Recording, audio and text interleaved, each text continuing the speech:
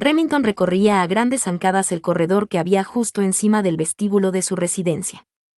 «Esta perra del demonio debe marcharse de aquí». Su duquesa se aferró a la barandilla, mientras veía cómo los sirvientes iban de un lado a otro ultimando las preparaciones para la fiesta, disponiendo las mesas, enfriando en hielo las botellas de champán, guarneciendo de rosas amarillas los jarrones. Eleanor giró la cabeza, y vio a su prometido y a la perra que daba brincos a su lado. Su rostro se mantuvo serio, si bien un voce secreto le otorgaba cierto resplandor. «Si algo es del demonio, no debe decirse en Inglaterra en presencia de una dama», exclamó Eleanor. Ella sí que estaba hermosa con aquellas sedas de color turquesa que resaltaban más aún el brillo de sus ojos azules. Llevaba una diadema de turquesas, mientras que en las cintas de su corto pelo negro se advertía el destello de infinidad de diamantes diminutos. Por supuesto, el vestido era de ella. También lo eran la diadema y los diamantes. No había querido ponerse las prendas que él le había facilitado, pero, de todas maneras, pronto no podría negarse. Mientras tanto, la perra le pisaba los talones. «Miradlo», dijo Mr. Knight, deteniéndose junto a Eleanor y señalando al animal. «Me está llenando de pelos negros y sucios mis calcetines blancos y mis pantalones negros». «Vaya, qué desastre», dijo Eleanor, y dedicó a ambos una de aquellas sonrisas suyas que ella sabía que los apaciguaba y que efectuaba con tan poca frecuencia. «Debe usted admitir, Mr. Knight, que Lizzie está mucho más atractiva desde que ha tomado su baño». «¿Lizzie? ¿Quién es Lizzie?», preguntó, aunque temía la respuesta. «Su perra». «No es mi perra». «¿Quién ha oído hablar de una perra llamada Lixiet?». Mr. Knight chasqueó los dedos y murmuró una orden al animal para que se sentase. El chucho obedeció, y lo miró con ojos de halago y la lengua colgando fuera de la boca. Limpia y seca, la perra tenía mejor aspecto y, sobre todo, mejor aroma, pero en vez de mostrarse inseparable de Eleanor, que la había rescatado, era a Mr. Knight que se dirigía su afecto. Lo seguía arriba y abajo por la escalera, dormía en la alfombra persa de su dormitorio y le ladraba a su ayuda de cámara cuando éste se acercaba. Al parecer, el ama no se sentía herida por la actitud del animal. De hecho, la exasperación de Remington la divertía. «Mr. Knight», dijo, «luce usted muy apuesto, con pelos negros o sin ellos». «Gracias», respondió él estirando su negra levita, «supongo que sí. De todos modos, no sé si se trata realmente de un cumplido». Ella lo miró, volvió a mirarlo, como si eso pudiese borrar la expresión sensual de sus ojos. «Lo es», dijo. Mr. Knight sonrió. Esperaba ver cómo se vería atrapada con el espectacular anuncio que había planeado para el fin de la tarde. Lady Gertrude iba y venía en medio de tanto preparativo, luciendo sus mejores galas y batiendo palmas. «Chicos, chicos, daos prisa. Los invitados están a punto de llegar. Y llévaos a la perra», agregó, al tiempo que lanzaba una dura mirada a Lizzie. «Ya sabéis que Lady Farnsworth tiene terror a estos animales». Lizzie le ladró en tono de reproche. «Lo siento, pero no podemos permitir que asustes a nuestros invitados», le dijo Lady Gertrude, como si el animal pudiera entender sus explicaciones. Para colmo de males, Lizzie sollozó, como si de verdad hubiera comprendido. «Que se vaya cuanto antes», ordenó Lady Gertrude y salió a toda prisa por el pasillo. «Muy bien, Lizzie volverá a su cajón». Mr. Knight acababa de advertir un mordisco en una de sus botas. Girándose, lanzó una mirada a la perra, que mostró signos de alegría al ver que atraía la atención de su amo. «¿Sabes lo que te hará mi ayuda de cámara por esto?», le preguntó Remington, señalándole el rasguño de su bota. «Pues te dará otro baño». De inmediato, el animal comenzó a menear su negra cola golpeando la barandilla.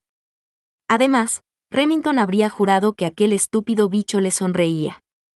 Eleanor soltó entonces una risita juguetona que parecía totalmente nueva en el arte de la alegría.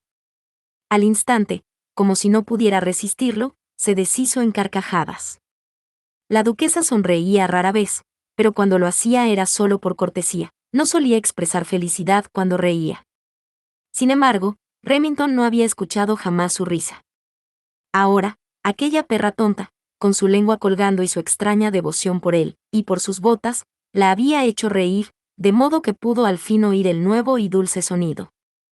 Aquella risa erizó el vello de todo el cuerpo de Remington como ninguna otra lo había hecho antes, y si la perra estaba allí para divertir a su prometida, entonces él debía encargarse de transformarlo en su animal preferido. Se acuclilló a su lado, le acarició detrás de las orejas, y murmuró una y otra vez el nombre de la complacida bestia. Buena perra, Lizzie, muy bien, Lizzie. Los intentos frenéticos del animal para lamer la cara a Remington despertaron una vez más la hilaridad de la duquesa. Mientras escuchaba y esquivaba a la perra, Remington se hizo un nuevo propósito. Haría cuanto pudiera para que su prometida riera con más frecuencia. Las velas proyectaban su resplandor dorado por la sala de baile. Ataviados con sus prendas multicolores, los invitados conversaban de pie, bailaban o bebían. La fiesta en la que se celebraba el compromiso de Remington con la futura duquesa de Magnus estaba teniendo gran éxito, excepto que, ¿ha llegado el duque de Magnus?, preguntó Mr. Knight a su mayordomo. No, señor, respondió Bridport. Se acercó un poco más a su amo y le susurró, no está en Londres. De modo que Magnus no estaba en la ciudad. Ese bastardo ha sido incapaz de asistir a la fiesta de compromiso de su hija. Quizá, señor, se sentiría incómodo ante la sociedad por la pérdida de su hija. Quizá, convino Remington, pero lo dudaba. Magnus era un bulldog inglés, fanfarrón, bebedor y jugador empedernido. Detrás de su fachada jovial parecía agazaparse un hombre cruel, alguien que no dudaría un momento en cometer un asesinato con tal de allanarse el camino. ¿Conocía la verdadera identidad de Remington? Quizás se estaba escondiendo en alguna de sus propiedades para concebir algún otro plan despiadado. Al día siguiente Remington enviaría a uno de sus hombres para descubrir las maquinaciones del duque. Él mismo quería ir en persona a lograr del condenado aristócrata una confesión acerca de sus intrigas. Remington no estaba muy seguro de que Magnus no quisiera acabar con la vida de su propia hija antes de verla casada con un don nadie. No obstante, la fiesta sería todo un éxito, y la medianoche se aproximaba. ¿Medianoche? ¿Comienzo los preparativos para el brindis, señor?, preguntó Bridport. Cuanto antes, indicó Mr. Knight. Mientras las refrescantes copas de burbujeante champán iban y venían por el salón en bandejas de plata, él conversaba con sus invitados, probaba el salmón y nunca perdía de vista a su prometida. Eleanor permanecía quieta, permitiendo que los invitados se le acercaran. Escuchaba todos los comentarios, se mostraba considerada con ellos, les tocaba el brazo o las manos, y parecía que cada vez eran más las mujeres que disfrutaban de su conversación. Aquellas gentes no venían a halagarla ni a chismorrear, sino a hablar de sí mismos. Los hombres se aproximaban en tropel, y todos quedaban perdidamente enamorados de ella. ¿Qué decían? ¿Acaso repetían las palabras de aquel tonto vizconde de Mauger, es tan bella como el sol en todo su esplendor? Un sentimiento ridículo, si se soslayaba el hecho de que era cierto. La belleza de la joven dama era una complicación con la que Remington no había contado. El caballero comprendía, desde luego, que con la aprobación de Brummel y el propio estilo exquisito de su prometida, todos los recelos se convertían en amor por ella. También sabía que la atracción que los otros caballeros sentían por la duquesa era superficial, y que cuando ésta se transformara en una matrona, perdería el encanto de su juventud. Remington esperaba ese día para no sufrir aquellos accesos de celos que, para su asombro, nacían con cada una de las seductoras miradas de ella. Se encontraba a sí mismo deseando estar a su lado para explicarle que el resto de los hombres eran superficiales y falsos, mientras que él, bueno, tampoco era eso. Mr. Knight quería aceptar la fascinación que ella ejercía sobre él. Sus manos de mujer podían robarle el corazón y hacerlo suyo. Por otra parte, la atracción que él mismo sentía por ella no era superficial, ya que se basaba en... ¿En qué se basaba?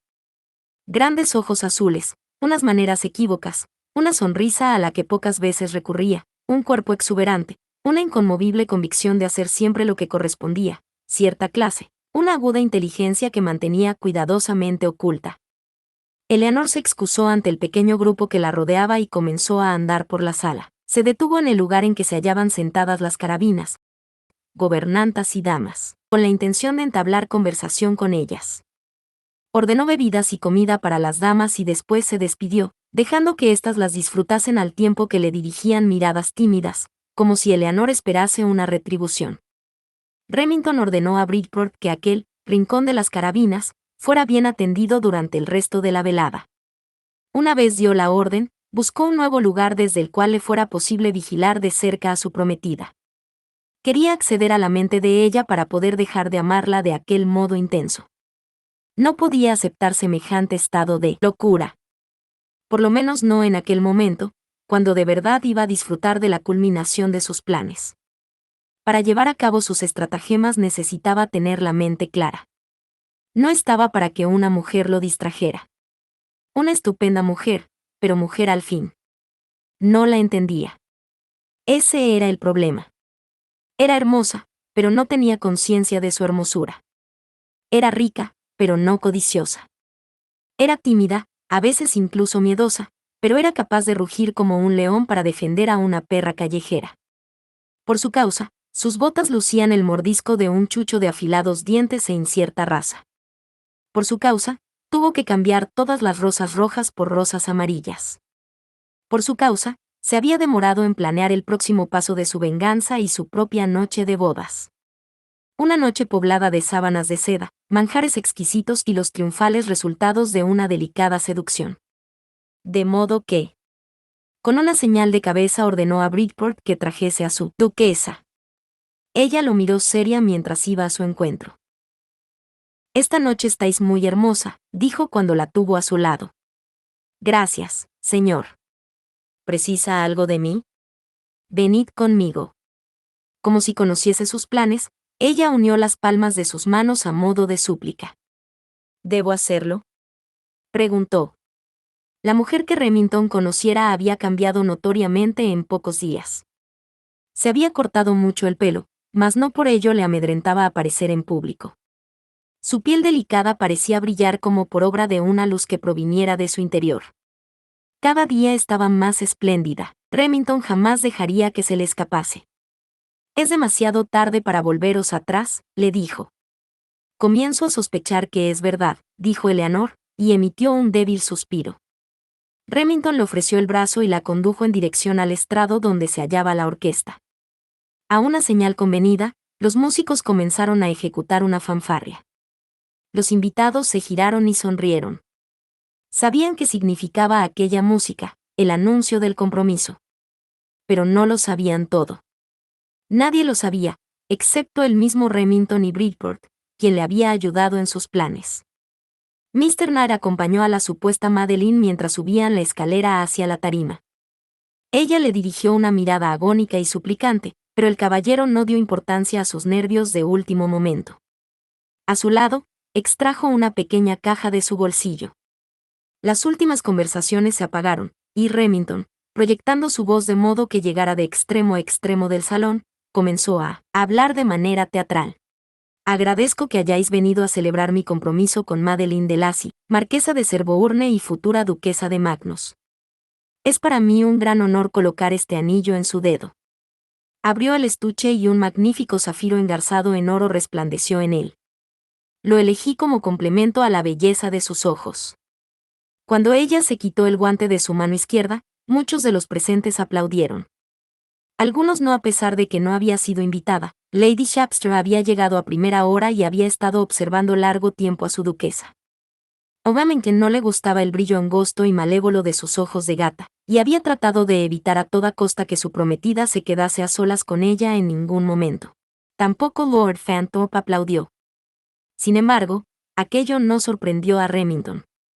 En su club, en el baile de los Picard, el anciano lo había ignorado con frialdad explícita. Fanthorpe era como los otros hombres y mujeres que estaban bien dispuestos para beber el champán de Remington y cenar a su costa, pero que no mostraban la misma disposición ante la expectativa de verlo ingresar en la alta sociedad. Sin embargo, con el beneplácito del príncipe y la mano de la duquesa, Remington se convertiría en un miembro de aquella. Por fin el sufrimiento de su hermana recibiría venganza y el espectro de su padre podría descansar en paz. Mientras Remington alzaba la mano desnuda de su prometida para colocar la alianza en su anular, advirtió, por un segundo, los intentos de ésta por resistirse a aquel compromiso. No deseaba aquel anillo. La miró a los ojos y vio pánico en ellos. La realidad había acabado desbordándola. «No intentéis resistiros. Pondré este anillo en vuestro dedo», le susurró Remington al oído. Eleanor dejó de resistirse y, con la vista baja, esperó dócilmente que él completara la tarea.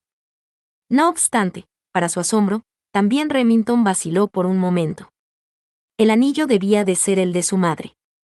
Eso demostraría que su amor era verdadero, pensó la joven. Pero esos sueños habían desembocado 30 años atrás en una horrible tragedia, y nadie podía volverlos a la vida, como nadie podía hacerlo con su familia.